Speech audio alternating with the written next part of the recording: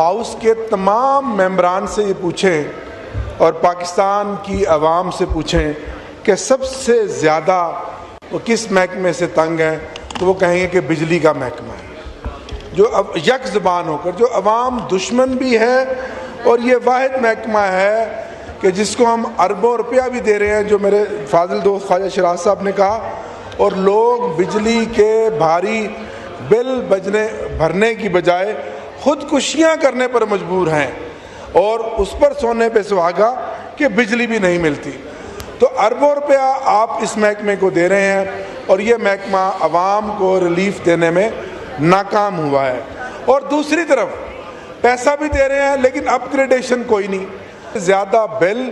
اور 12-14 طرح کے ٹیکس بھی یہ وصول کر رہا ہے۔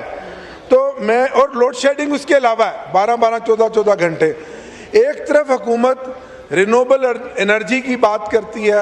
اور اگر کوئی سولر لگانا چاہتا ہے سسٹم اپنے گھر پہ یا کارخانے پہ، تو آج کل گرین میٹرز نہیں دے رہے اور اس کے ٹیرف میں چینج کر رہے ہیں۔ تو ایک تو اس پہ بھی نظر ثانی کریں۔ پچھلے سال بھی منسٹر صاحب نے کہا تھا کہ سولر لگانے والوں کو ہم انکریج کریں گے، اور اسی طرح سر جو ٹرانسفارمر اگر مل بھی جائے اور میٹیریل مل بھی جائے، اتنا ناقص ٹرانسفارمر،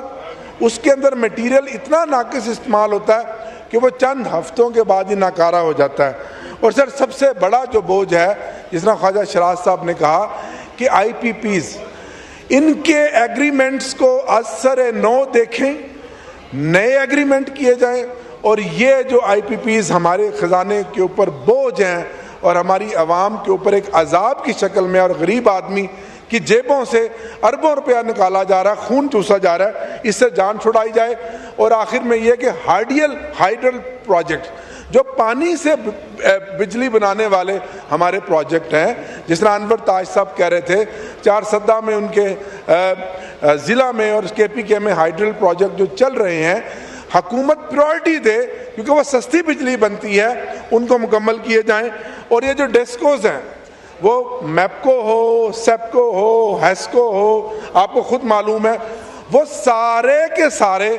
جو ہیں وہ عوام پر بوجھ ہیں، اور وہ اپنی اپنی جگہ پر ایک مافیاز بن گئے ہیں۔ تو ان سے جان چھڑائی جائے، ان کو پرائیویٹائز کیا جائے۔ میرے حلقے کا مسئلہ میں نے کئی بار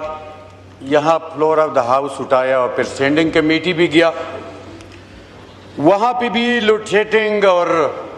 وہاں پہ برڈن کے حوالے سے بات ہوئی، اور جو حکومت کہہ رہی تھی کہ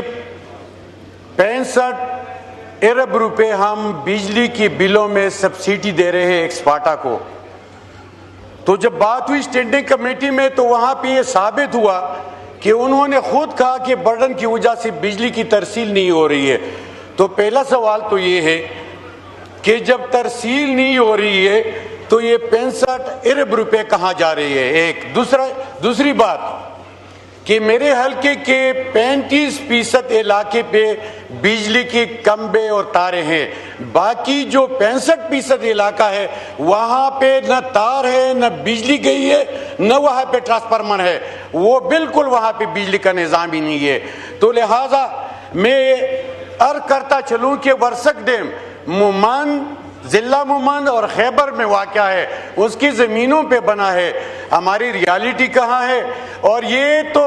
اگر آپ بلوچستان کی تاریخ دیکھیں تو سوئی کے مقام پہ گیس نکلا ہے، اکبر بگٹی مرتے ہیں گیس، قتل ہوتے ہیں گیس کی ڈیمانڈ پہ، جبکہ مری اور اسلام آباد میں پہنچ جاتا ہے اسی وقت۔ لہٰذا یہ 2 نمبر رویہ اور یہ منافقانہ سلوک اور حکومت کی جو تقسیم کا جو طریقہ کار ہے، یہ بالکل غلط ہے۔ لہٰذا میں اپیل کرتا ہوں کہ ایک تو پاٹا میں جو بجلی کا نظام ہے، اور وہاں پہ جب ٹیسکو کی چیف کو ہم کال کرتے ہیں تو وہ کہتے ہیں کہ یہاں پہ سولرائزیشن ابھی شروع ہو رہی ہے۔ تو مجھے بتائے جناب اسپیکر صاحب کہ اس گرمی میں بغیر بجلی کے کون رہ سکتا ہے؟ ٹیسکو چیف کو بلا کے یہاں سے وہ اسے پوچھا جائے کہ آپ کس طرح یہ سولرائزیشن کی بات کر رہے ہیں کہ وہاں پہ کوئی میکینزم بھی نہیں ہے۔